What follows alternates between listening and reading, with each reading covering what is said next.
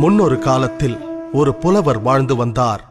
அவர் தனது குடும்பத்திற்கு உணவு கூட அளிக்க முடியாத வறுமை நிலைக்கு தள்ளப்பட்டார்.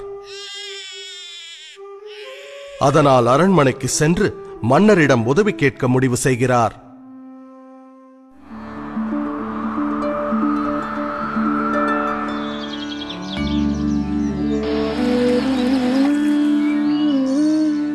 மன்னரை கண்டதும் புலவர் தனது பாடல்களை பாட ஆரம்பிக்கின்றார்.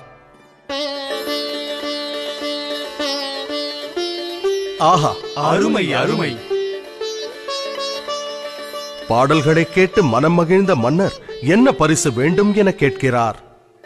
சீராக அடுக்கப்பட்ட அழகான சதுரங்க பலகையை காண்பித்த புலவர், மாமன்னா, சதுரங்க பலகையின் முதல் கட்டத்தில் ஒரே ஒரு நெல்மணியை வைத்த பின் ஒவ்வொரு கட்டத்திற்கும் அதனை இரட்டிப்பாக்கினால் அதை தக்க பரிசாக ஏற்றுக்கொள்வேன்.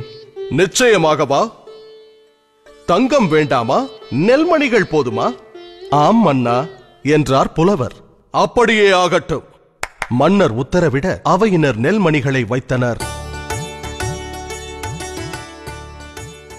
முதல் கட்டத்தில் 1, இரண்டாம் கட்டத்தில் 2, மூன்றாம் கட்டத்தில் 4, நான்காம் கட்டத்தில் 8 என நெல்மணிகளை அடுக்கினர்.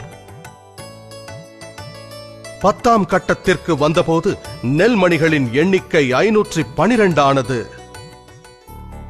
20ஆம் கட்டத்திற்கு வந்தபோது நெல்மணிகளின் எண்ணிக்கை 5,24,288 என அதிகரித்தது.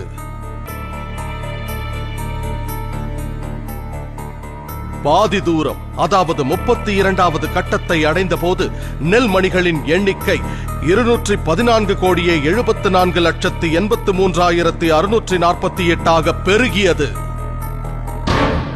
விரைவில் நெல்மணிகளின் எண்ணிக்கை கோடான கோடிகளை தாண்டியது. இதன் காரணமாக மன்னன் தன் ராஜ்யம் முழுவதையும் அந்த புத்திசாலி புலவரிடம் ஒப்படைக்கும் நிலை ஏற்பட்டது. இவை அனைத்திற்கும் துவக்கம் ஒரே ஒரு நெல்மணி. கதையின் நீதி: கூட்டுப் பலனின் பெருக்கும் சக்தியை எப்போதும் குறைவாக எடை போட வேண்டாம். ஒவ்வொரு மாதமும் ஒரு சிறு தொகையை நீங்கள் தவறாமல் முதலீடு செய்து வந்தால் உங்கள் ஓய்வு காலத்தின் போது அந்த தொகை பன்மடங்காக பெருகி நிச்சயம் பலன் தரும்.